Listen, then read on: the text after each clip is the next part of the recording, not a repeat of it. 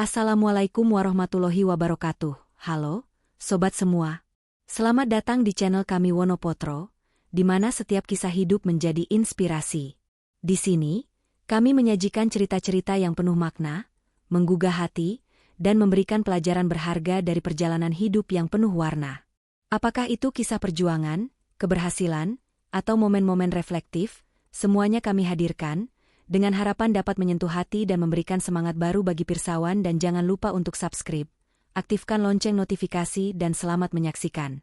Di jantung kota Bogor yang basah oleh hujan, Heni menjahit mimpinya di butik Sastra Busana, tempat kain-kain batik bertransformasi menjadi karya seni.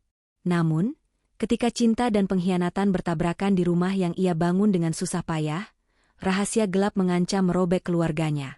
Akankah Heni menemukan kekuatan untuk memaafkan? Atau akankah bayang-bayang masa lalu menghantui kebahagiaannya selamanya? Masuki kisah penuh emosi tentang pengorbanan, pengampunan, dan harapan yang lahir dari puing-puing luka. Di bawah langit Bogor yang sering disapa hujan, sebuah kisah tentang cinta, pengkhianatan, dan pengampunan terjalin di sudut kota yang ramai. Bayang-bayang cinta dan pengkhianatan bukan sekedar cerita tentang kehidupan keluarga, tetapi juga cerminan dari kekuatan hati seorang wanita yang menghadapi badai hidup dengan keberanian dan kasih sayang. Melalui perjalanan Heni, seorang perantau dari Jawa Tengah yang membangun mimpinya di butik Sastra Busana, kita diajak untuk menyaksikan bagaimana cinta dapat diuji oleh pengkhianatan, namun juga mampu bangkit melalui pengampunan. Kisah ini menggambarkan dinamika keluarga, konflik batin, dan harapan yang lahir dari puing-puing luka, mengingatkan kita bahwa di balik setiap kesalahan, ada peluang untuk memulai kembali. Heni menatap jalanan ramai di pusat kota Bogor dari balik jendela butiknya yang baru saja dibuka. Pagi itu, udara sejuk khas kota hujan menyapa wajahnya, membawa aroma tanah basah dan dedaunan dari taman-taman di sekitar. Wanita berusia 30 tahun ini, dengan postur tinggi dan wajah yang memancarkan pesona alami, tersenyum kecil sambil menata gaun-gaun elegan di rak display. Rambutnya yang tergerai rapi dan sorot matanya yang penuh semangat mencerminkan kemandirian yang telah membawanya jauh dari kampung halamannya di Jawa Tengah. Heni bukan sekedar perantau. Ia adalah pejuang yang mengukir mimpinya di tengah hiruk-pikuk kota baru. Perjalanan Heni dimulai bertahun-tahun lalu, ketika ia masih bekerja di sebuah perusahaan garmen di Jakarta. Sebagai lulusan sekolah tata busana, ia memiliki bakat alami dalam merancang dan memahami dunia mode. Namun, rutinitas kantor yang kaku dan tekanan pekerjaan yang monoton membuatnya merasa terkungkung. Heni ingin lebih. Ia ingin menciptakan sesuatu yang benar-benar miliknya. Keputusan untuk keluar dari pekerjaan itu bukanlah hal mudah. Ia harus menghadapi ketidakpastian finansial dan keraguan dari orang-orang di sekitarnya. Tapi Heni punya tekad baja. Dengan tabungan yang ia kumpulkan selama bertahun-tahun, ia memutuskan untuk memulai usaha sendiri di Bogor, kota yang menurutnya memiliki potensi besar dengan pasar yang dinamis dan lokasi yang strategis. Kebetulan membawa Heni pada sebuah peluang emas. Pak Indro, seorang pensiunan pegawai negeri yang tinggal di Bogor, memutuskan untuk menjual rumahnya. Pria parubaya itu ingin kembali ke kampung halamannya di Jawa Tengah untuk menghabiskan masa pensiun bersama orang tua dan keluarganya. Rumah Pak Indro terletak di lokasi yang sangat strategis, di pinggir jalan utama dengan lalu lintas pejalan kaki yang ramai, sempurna untuk usaha seperti butik. Heni segera menghubungi ayahnya, Pak Sastro, yang kebetulan adalah tetangga Pak Indro di kampung. Setelah negosiasi yang panjang dan penuh pertimbangan, ayah Heni setuju untuk membeli rumah itu sebagai investasi. Bagi Heni, ini adalah titik balik. Rumah itu tidak hanya akan menjadi tempat tinggalnya, tetapi juga markas besar mimpinya. Sebuah butik yang mencerminkan visinya tentang keindahan dan keanggunan. Heni menghabiskan berminggu-minggu untuk merenovasi rumah tersebut. Lantai bawah diubah menjadi ruang pamer butik dengan etalase kaca besar yang memamerkan koleksi busananya. Dinding-dinding dicat dengan warna krem yang hangat, memberikan kesan elegan namun ramah. Ia juga menambahkan beberapa sofa kecil dan meja kopi untuk menciptakan suasana nyaman bagi pelanggan. Lantai atas, yang terdiri dari 4 kamar, kamar mandi, dapur, dan ruang tamu yang luas, disiapkan untuk tempat tinggal Heni dan, di masa depan, untuk karyawan atau tamu yang bergaul. Awalnya hanya berniat membantu Nina merasa nyaman di rumah baru. Namun, godaan dan momen-momen kecil ketika mereka berdua di butik atau di lantai atas rumah perlahan berubah menjadi sesuatu yang lebih berbahaya. Bambang, dalam kelemahan sesaat, membuat janji kepada Nina bahwa ia akan menikahinya, meski tanpa niat serius untuk meninggalkan Henny. Rahasia itu terbongkar pada suatu sore yang kelabu, ketika Nina, dengan wajah pucat dan tangan gemetar, mendatangi Henny di ruang kerja kecil di belakang butik. "Mbak Henny, aku harus bicara," katanya, suaranya nyaris tak terdengar. Henny, yang sedang memeriksa laporan keuangan, menoleh dengan ekspresi bingung. "Ada apa, Nina? Kamu kenapa?" tanyanya, merasakan firasat buruk. Dengan air mata yang mulai mengalir, Nina mengaku bahwa ia hamil, dan bahwa Bambang adalah ayah dari bayinya. Dunia Henny seolah runtuh. Ia menatap Nina dengan tatapan kosong, mencoba mencerna kata-kata yang baru saja keluar dari mulut sepupunya. "Bambang?" ulang Henny, suaranya bergetar. Nina hanya mengangguk, kepalanya tertunduk, tak sanggup menatap mata Henny. Malam itu, rumah yang biasanya penuh tawa berubah menjadi arena pertengkaran. Henny menghadapi Bambang dengan kemarahan yang belum pernah ia rasakan sebelumnya. "Bagaimana kamu bisa melakukan ini, Mas? Di rumah kita sendiri?" "Dengan sepupuku," teriak Henny, air matanya mengalir tanpa henti. Bambang, yang awalnya mencoba membela diri, akhirnya mengakui kesalahannya. Ia mengaku bahwa hubungannya dengan Nina adalah kesalahan sesaat, didorong oleh nafsu dan kurangnya pengendalian diri. Namun, pengakuan itu tidak cukup untuk meredam amarah Henny. Ia merasa dikhianati, tidak hanya oleh suaminya tetapi juga oleh Nina, yang ia anggap seperti adik sendiri. Konflik ini tidak hanya terbatas pada rumah Henny.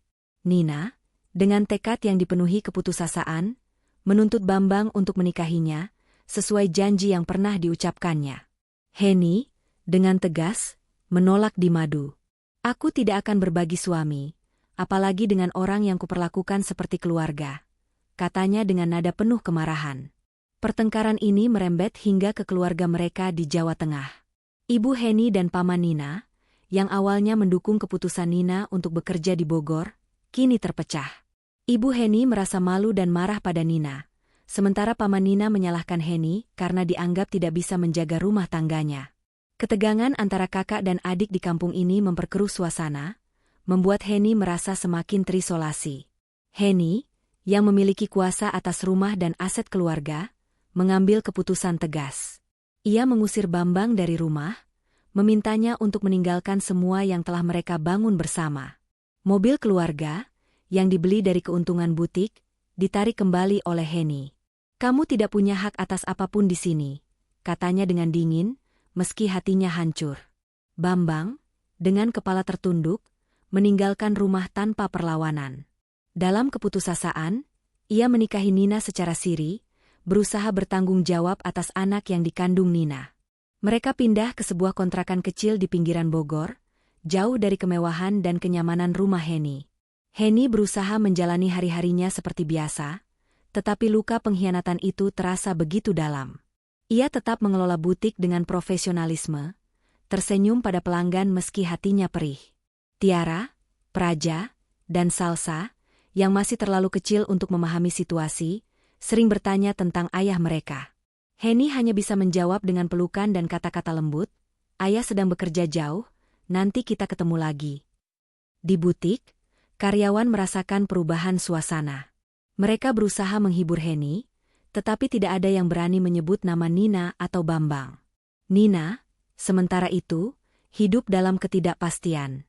Kehamilannya membuatnya lelah, dan hubungan siri dengan Bambang tidak membawa kebahagiaan yang ia bayangkan. Bambang, yang kini hanya mengandalkan gaji kecilnya sebagai karyawan swasta, berjuang untuk memenuhi kebutuhan mereka. Kontrakan yang sempit dan tagihan yang menumpuk membuat hidup mereka semakin sulit. Henny, meski terluka, tetap menjalankan butiknya dengan tangan besi, memastikan bisnis yang telah ia bangun dengan susah payah tidak goyah. Namun, di sudut hatinya, ia tahu bahwa badai ini belum berakhir, dan keputusan yang ia buat akan terus membayangi masa depan keluarganya. Hujan gerimis menyapa Bogor di pagi yang kelabu, seolah mencerminkan duka yang kini menyelimuti kehidupan Henny dan mereka yang terlibat dalam drama keluarga ini. Butik Sastra Busana tetap berjalan seperti biasa, dengan pelanggan yang datang dan pergi, namun suasana di dalam rumah terasa berbeda. Henny, meski masih terluka oleh pengkhianatan Bambang dan Nina, berusaha menjaga wajahnya tetap ramah di depan pelanggan. Di dalam hatinya, ia bergulat dengan kemarahan, kesedihan, dan kebingungan. Anak-anaknya, Tiara, Praja, dan Salsa, menjadi sumber kekuatannya. Setiap malam, ia memeluk mereka erat, berjanji pada diri sendiri untuk melindungi keluarga kecilnya, apapun yang terjadi. Sementara itu, di sudut lain kota, Bambang dan Nina menjalani kehidupan yang jauh dari nyaman. Setelah pengusiran dari rumah Henny, mereka tinggal di sebuah kontrakan kecil di pinggiran Bogor, sebuah tempat sempit dengan dinding yang mulai mengelupas dan atap yang bocor saat hujan. Nina, yang kini memasuki bulan-bulan akhir kehamilannya, sering merasa lelah dan lemah. Bambang, dengan gaji karyawan swastanya yang pas-pasan, berjuang untuk memenuhi kebutuhan sehari-hari. Tagihan kontrakan, biaya makan, dan kredit motor yang ia ambil untuk mobilitas menumpuk, membuatnya terjebak dalam lingkaran utang. Hubungan siri mereka, yang awalnya didasari oleh rasa bersalah Bambang, kini dipenuhi ketegangan. Nina sering menangis, merasa terjebak dalam janji-janji kosong yang pernah diucapkan Bambang. Tragedi datang tak lama setelah Nina melahirkan seorang bayi perempuan yang sehat. Henny, yang mendengar kabar kelahiran itu dari seorang kerabat, memilih untuk diam, hatinya masih terlalu perih untuk peduli. Namun, hanya beberapa bulan setelah kelahiran, Nina jatuh sakit. Kondisinya memburuk dengan cepat, dan rumah sakit setempat tidak mampu menyelamatkannya. Nina meninggal dunia, meninggalkan Bambang dan bayinya dalam kesedihan dan keputusasaan. Berita ini sampai ke Henny melalui telepon dari ibunya di Jawa Tengah, yang berbicara dengan nada penuh duka. "Henny, Nina sudah pergi. Bayinya sekarang sama Bambang, tapi dia tidak mampu ngurus," katanya, suaranya parau. Bambang, yang kini hidup sendiri dengan bayi yang baru lahir, merasa dunianya runtuh. Gaji kecilnya tidak cukup untuk menyewa pengasuh atau asisten rumah tangga. Ia mencoba merawat bayinya sendiri, tetapi antara pekerjaan dan kelelahan, ia sering kewalahan. Ayah Nina di kampung, yang hidup sederhana dan tidak memiliki cukup sumber daya, juga tidak bisa membantu. Bambang, dalam keputusasaan, membuat keputusan yang berat. Dengan bayi hubungan mereka berkembang dengan cepat. Bambang menjadi bagian dari kehidupan Henny, sering membantu di butik meski hanya untuk urusan kecil seperti mengangkut barang atau menghibur pelanggan dengan cerita-ceritanya. Henny, di sisi lain, mulai melihat Bambang sebagai sosok yang bisa diandalkan, seseorang yang membawa keseimbangan dalam hidupnya yang penuh kesibukan.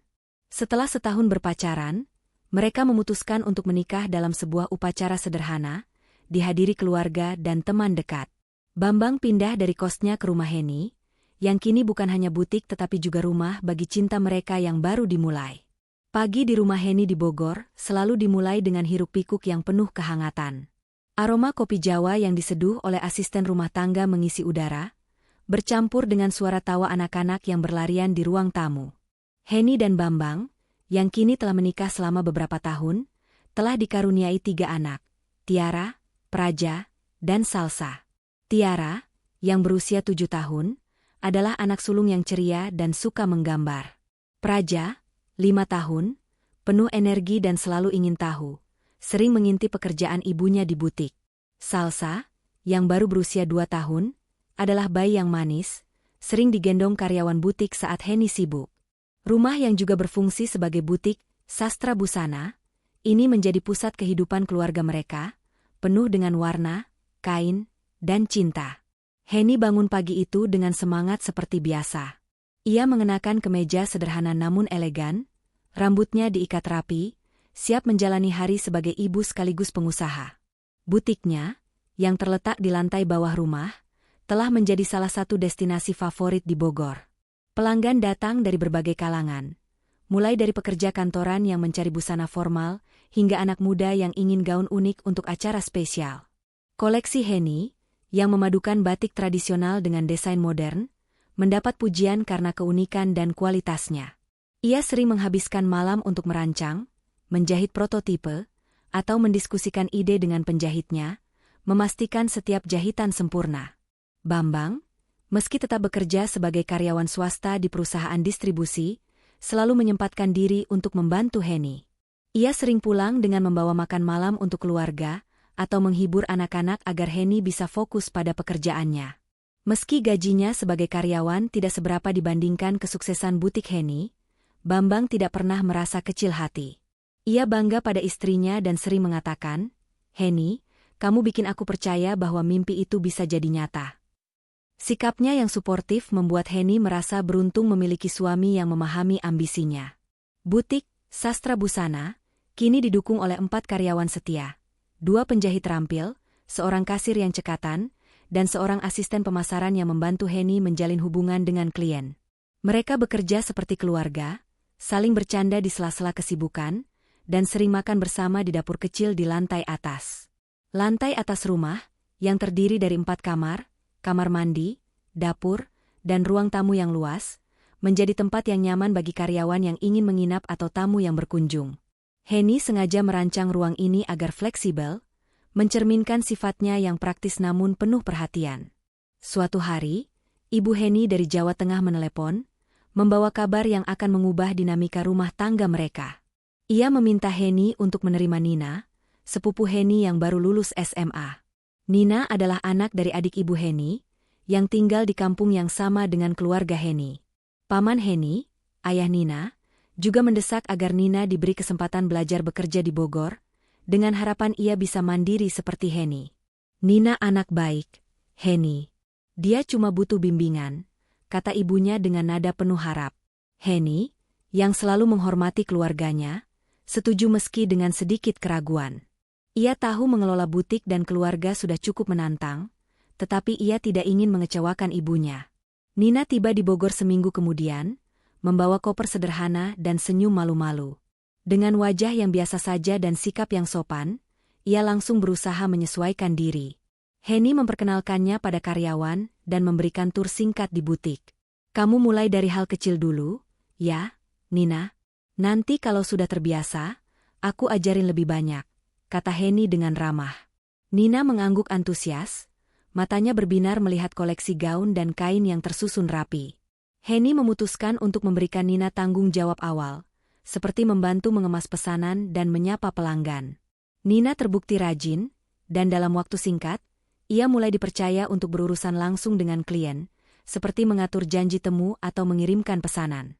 Henny menempatkan Nina di lantai atas rumah, di salah satu kamar yang disediakan untuk karyawan atau tamu. Ruang itu nyaman, dengan jendela besar yang menghadap ke jalanan ramai dan furnitur sederhana namun fungsional. Nina tampak senang dengan pengaturan ini, sering menghabiskan malam untuk belajar tentang mode dari buku-buku Henny atau mengobrol dengan karyawan lain. Henny merasa lega melihat Nina beradaptasi dengan baik. Ia bahkan mulai memandang Nina seperti adik kecil, seseorang yang bisa ia bimbing untuk meraih mimpinya sendiri. Kehidupan keluarga kecil Henny dan Bambang terasa lengkap. Tiara, Praja, dan Salsa membawa keceriaan di rumah, sementara butik terus berkembang, menarik lebih banyak pelanggan setiap bulannya. Henny sering memandang keluarganya dengan rasa syukur, merasa bahwa semua kerja kerasnya selama ini telah membuahkan hasil. Bambang, dengan candaannya yang khas, sering menggoda Henny, "Kalau butikmu makin besar, aku harus kerja apa biar bisa ngimbangin kamu, ya?" Henny hanya tertawa, menepuk lengan suaminya dengan penuh kasih. Namun, di balik kebahagiaan ini, Henny tidak menyadari bahwa benih konflik sudah mulai tertanam, menunggu waktu untuk meledak dan mengguncang kehidupan yang telah ia bangun dengan susah payah. Langit Bogor yang biasanya cerah seolah ikut meredup di pagi itu, seakan mencerminkan badai yang akan segera mengguncang kehidupan Henny. Butik Sastra Busana tetap ramai seperti biasa, dengan pelanggan yang datang untuk memesan gaun atau sekadar melihat koleksi terbaru. Henny, seperti selalu, sibuk mengatur pesanan dan berbincang dengan klien, sementara anak-anaknya, Tiara, Praja, dan Salsa, bermain di ruang belakang bersama asisten rumah tangga. Nina, sepupu Henny yang kini menjadi bagian penting dari butik, tampak cekatan seperti biasa, mengurus dokumen pesanan dan berbincang dengan pelanggan. Namun, di balik senyumnya yang sopan, Nina menyimpan rahasia yang akan menghancurkan harmoni keluarga Henny. Semuanya bermula beberapa bulan sebelumnya, ketika Nina mulai menunjukkan perubahan sikap yang halus namun tidak terdeteksi oleh Henny. Nina, yang awalnya rajin dan penuh semangat, sering terlihat linglung atau gelisah. Henny menganggap itu hanya karena Nina masih beradaptasi dengan kehidupan kota yang sibuk. Namun, tanpa sepengetahuan Henny, Nina telah menjalin hubungan terlarang dengan Bambang, suami Henny sendiri. Bambang, dengan sifatnya yang supel dan mudah menginap. Setiap detail dirancang dengan cermat, mencerminkan kepribadian Henny yang perfeksionis namun praktis. Butik yang diberi nama Sastra Busana, ini mulai menarik perhatian.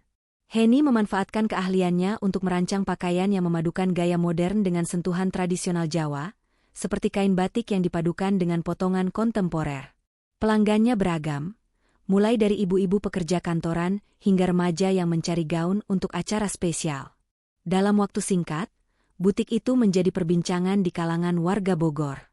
Henny juga merekrut 4 karyawan setia, 2 penjahit, seorang kasir, dan seorang asisten yang membantu mengurus pemasaran dan klien. Mereka bekerja seperti keluarga, saling mendukung untuk memastikan butik berjalan lancar. Henny bukan hanya seorang pengusaha, ia adalah pemimpin yang inspiratif. Ia sering menghabiskan malam untuk merancang koleksi baru, mencatat ide-ide di buku sketsa yang selalu ia bawa. Di sela-sela kesibukannya, ia juga menjalin hubungan baik dengan komunitas lokal, menghadiri acara-acara sosial dan bazar untuk mempromosikan butiknya. Sikapnya yang ramah dan kemampuan berkomunikasinya membuatnya disukai banyak orang. Namun, di balik kesuksesannya, Henny merasa ada kekosongan kecil di hatinya. Ia merindukan seseorang yang bisa berbagi mimpinya. Seseorang yang memahami perjuangannya sebagai perantau yang membangun segalanya dari nol. Hari-hari di Bogor berlalu dengan cepat. Henny sering berdiri di depan butiknya, menatap orang-orang yang lalu lalang, bertanya-tanya dalam hati tentang apa yang masa depan bawa. Ia tidak tahu bahwa takdir akan segera mempertemukannya dengan seseorang yang akan mengubah hidupnya, dan membawanya pada lika-liku yang tak pernah ia bayangkan. Untuk saat ini, Henny fokus pada mimpinya, membangun Sastra Busana menjadi lebih dari sekadar butik, tetapi sebuah simbol kemandirian dan keberanian seorang wanita Jawa yang merantau jauh dari kampung halamannya. Langit Bogor malam itu berbalut awan tipis, namun lampu-lampu kota menyemarakan suasana di sebuah rumah makan ternama di pusat kota. Henny, mengenakan gaun batik rancangannya sendiri yang memadukan warna indigo dan emas, melangkah masuk acara ulang tahun salah satu pelanggan setia butiknya. Gaun itu, dengan potongan sederhana namun elegan, menonjolkan postur tinggi dan anggunnya, membuat beberapa tamu menoleh kagum. Henny tersenyum sopan, menyapa beberapa wajah yang dikenalnya, sambil menikmati aroma masakan khas Sunda yang menguar dari meja prasmanan. Ia tidak tahu bahwa malam itu akan menjadi titik balik dalam hidupnya. Di sudut ruangan, di antara tawa dan percakapan tamu, berdiri Bambang, pria berusia 32 tahun dengan senyum lebar dan sikap yang hangat. Bambang, karyawan swasta di sebuah perusahaan distribusi, dikenal sebagai sosok yang supel dan mudah bergaul. Berasal dari kabupaten berbeda di Jawa Tengah, ia juga seorang perantau yang telah terbiasa dengan dinamika kota. Malam itu, ia datang bersama rekan kerjanya, yang kebetulan adalah teman dari tuan rumah. Dengan kemeja lengan pendek yang rapi dan celana kain berwarna gelap, Bambang tampak santai namun tetap menarik perhatian dengan caranya berbicara yang penuh percaya diri. Pertemuan mereka terjadi secara tak sengaja. Henny sedang mengambil segelas es teh manis di meja minuman ketika Bambang, yang baru saja selesai bercanda dengan seorang tamu, mendekat untuk mengambil minuman yang sama. "Wah, sepertinya es teh ini laris." "Ya," ujar Bambang sambil tersenyum, mencoba memecah keheningan. Henny menoleh, tersenyum kecil, dan menjawab, "Iya, di tengah malam yang hangat begini, es teh memang penutup yang pas." Percakapan ringan itu mengalir dengan mudah, dari komentar tentang hidangan hingga obrolan tentang Bogor yang selalu ramai. Bambang terpikat oleh kecerdasan Henny dan cara ia berbicara dengan penuh percaya diri, sementara Henny merasa nyaman dengan sikap santai namun tulus yang dimiliki Bambang. Mereka akhirnya duduk di meja yang sama, ditemani beberapa tamu lain, namun perhatian mereka seolah hanya tertuju satu sama lain. Bambang menceritakan pengalamannya sebagai karyawan swasta, bagaimana ia harus beradaptasi dengan ritme kota yang jauh berbeda dari kampungnya di Jawa Tengah. Henny, dengan antusias, berbagi kisah tentang perjuangannya membangun butik sastra busana, dari nol, tentang malam-malam panjang merancang gaun, dan tentang mimpinya untuk membuat busana yang tidak hanya indah tetapi juga menceritakan kisah budaya Jawa.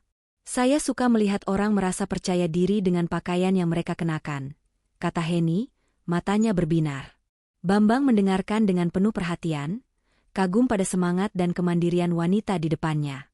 Malam itu berlalu dengan cepat, dan sebelum acara berakhir, Bambang memberanikan diri untuk meminta nomor telepon Heni. "Siapa tahu saya bisa mampir ke butikmu, lihat karya-karyamu," katanya dengan nada bercanda, meski ada nada serius di baliknya. Heni, yang biasanya berhati-hati dengan orang baru, merasa ada ketulusan dalam diri Bambang. Ia memberikan nomornya dengan senyum, berpikir bahwa pertemuan ini mungkin hanya akan menjadi kenangan manis dari sebuah malam. Beberapa hari kemudian, Bambang benar-benar muncul di butik Heni. Dengan alasan ingin melihat koleksi busana, ia menghabiskan waktu berbincang dengan Heni di sela-sela kesibukannya melayani pelanggan. Obrolan mereka berlanjut, dari hal-hal ringan seperti makanan favorit, hingga diskusi mendalam tentang impian dan tantangan hidup sebagai perantau. Bambang sering datang, kadang membawa kopi atau camilan untuk Heni dan karyawannya, menciptakan suasana yang semakin akrab. Karyawan butik mulai menggoda Heni, menyebut Bambang sebagai tamu spesial, yang hanya ditanggapi Heni dengan tawa dan gelengan kepala. Heni mulai merasakan kenyamanan yang berbeda saat bersama Bambang. Ia menyukai caranya mendengarkan dengan penuh perhatian, bagaimana ia bisa membuatnya tertawa dengan lelucon sederhana, dan bagaimana ia menghormati kerja kerasnya tanpa pernah merasa terintimidasi oleh kesuksesannya. Bambang, di sisi lain, semakin terpesona oleh Heni. Bagi seorang pria yang terbiasa dengan kehidupan sederhana sebagai karyawan, Heni adalah inspirasi, wanita yang tidak hanya cantik tetapi juga memiliki visi dan keberanian untuk mewujudkannya. Setelah beberapa bulan saling mengenal, Bambang mengajak Heni makan malam di sebuah restoran kecil di pinggir kota, di mana mereka bisa melihat lampu-lampu Bogor dari kejauhan. Di bawah sinar remang lampu taman, Bambang mengungkapkan perasaannya. "Heni, aku tahu kita baru kenal, tapi aku merasa kamu orang yang istimewa. Aku ingin kita coba jalani ini bersama," katanya, suaranya penuh harap. Heni, yang awalnya ragu karena fokusnya pada bisnis, merasa hatinya terbuka. Ia setuju untuk menjalin hubungan, dengan syarat mereka saling mendukung impian masing-masing. Gendongannya, ia datang ke rumah Heni, berdiri di depan pintu butik dengan wajah penuh penyesalan. "Heni, aku tahu aku tidak punya hak minta apa-apa dari kamu. Tapi bayi ini, dia tidak punya siapa-siapa lagi," katanya, suaranya pecah. Heni menatap Bambang dengan campuran kemarahan dan kebingungan. Di satu sisi, ia masih membenci pria yang telah mengkhianatinya. Di sisi lain, bayi kecil di pelukan Bambang, yang menangis pelan, membangkitkan rasa kemanusiaannya. Setelah beberapa saat hening yang terasa seperti selamanya, Heni mengangguk. "Bawa dia masuk," katanya dengan nada datar. Ia meminta asisten rumah tangganya, Mbak Sari, untuk merawat bayi itu. Heni menamakan bayi itu Lila, sebuah nama yang ia pilih tanpa alasan khusus, hanya karena terdengar lembut. Lila ditempatkan di salah satu kamar di lantai atas, bersama peralatan bayi sederhana yang dibeli Heni dari keuntungan butik. Kehidupan Bambang semakin sulit setelah kematian Nina. Utang-utangnya terus bertambah. Biaya persalinan, perawatan medis Nina, kontrakan, dan kebutuhan sehari-hari telah menghabiskan tabungannya. Ia sering bekerja lembur, tetapi gajinya tetap tidak cukup. Motor yang ia kredit menjadi satu-satunya alat transportasinya, namun cicilannya menjadi beban tambahan. Bambang mulai kehilangan semangat, merasa terjebak dalam kesalahan masa lalunya. Ia jarang bisa melihat Lila, karena Heni dengan tegas melarangnya masuk rumah kecuali untuk urusan bayi. "Kamu boleh lihat Lila, tapi jangan harap aku lupakan apa yang kamu lakukan," kata Heni suatu hari, tatapannya dingin. Di butik, Heni berusaha menjaga fokus. Pelanggan tetap datang, dan karyawan berusaha menciptakan suasana seperti biasa, meski mereka tahu hati Heni sedang terluka. Tiara, yang kini mulai memahami ketegangan di rumah, sering bertanya, "Mama, kenapa Papa tidak tinggal di sini lagi?" Heni hanya tersenyum tipis, menjawab, "Papa sedang punya urusan, sayang. Nanti kita lihat apa yang terbaik." Praja dan Salsa, yang masih kecil, tetap ceria, Namun Heni bisa merasakan kekosongan di rumah tanpa kehadiran Bambang.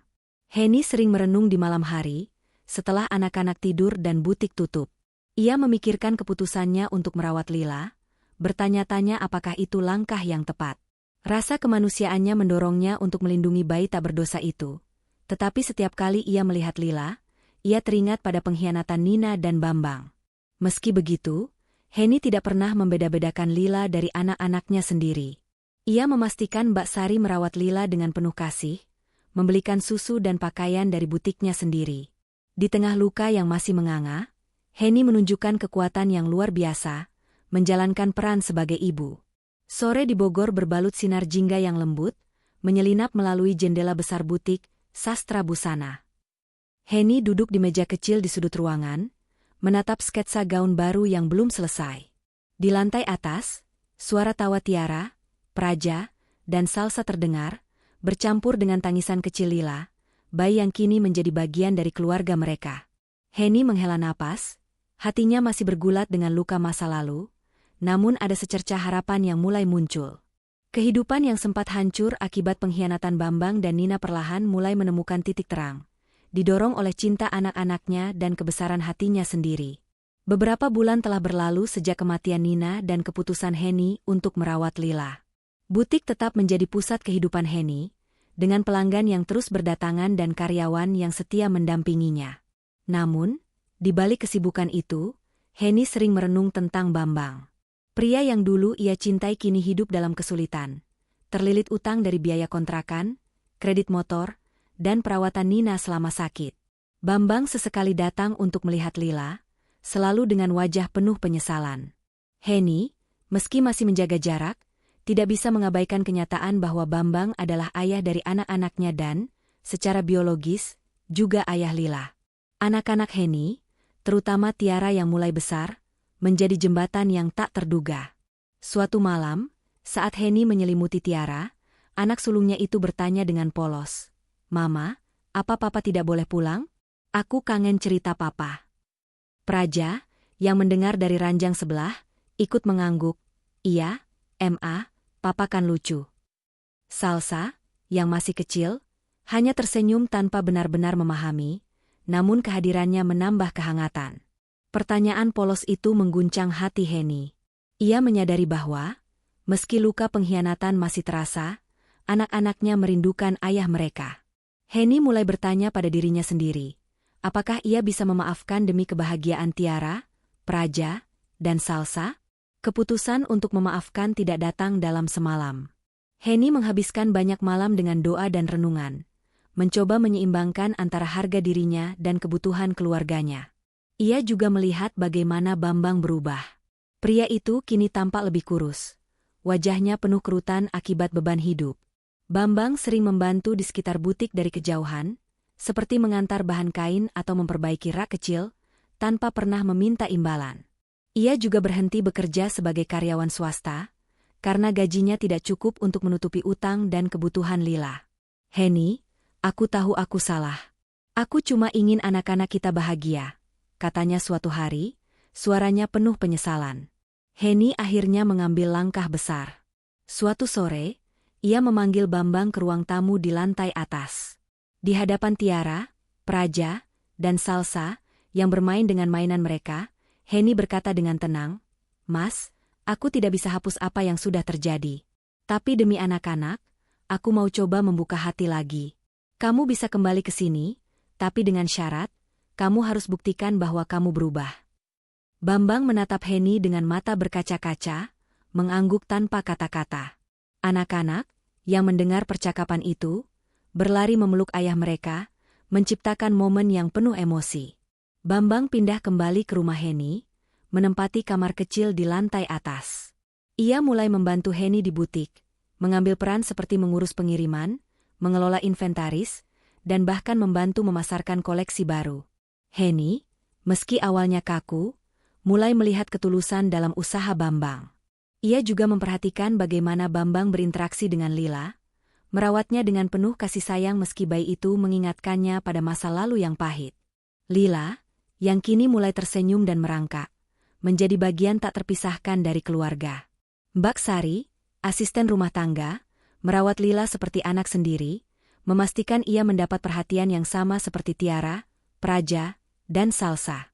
Butik sastra busana terus berkembang, dan kehadiran Bambang membawa dinamika baru. Ia membawa ide-ide sederhana namun efektif, seperti mengadakan diskon musiman atau membuat brosur untuk menarik pelanggan baru. Henny, yang awalnya ragu, mulai menghargai kontribusi Bambang. Mereka bekerja sebagai tim, meski hubungan mereka belum sepenuhnya pulih seperti dulu. Malam-malam panjang di butik, saat mereka bersama-sama menyiapkan pesanan atau mendiskusikan desain, menjadi momen untuk membangun kembali kepercayaan. Henny, terima kasih sudah kasih aku kesempatan, kata Bambang suatu malam, saat mereka duduk di teras rumah. Henny hanya tersenyum tipis, ini bukan cuma buat kamu, Mas. Ini buat anak-anak, dan mungkin juga buat kita.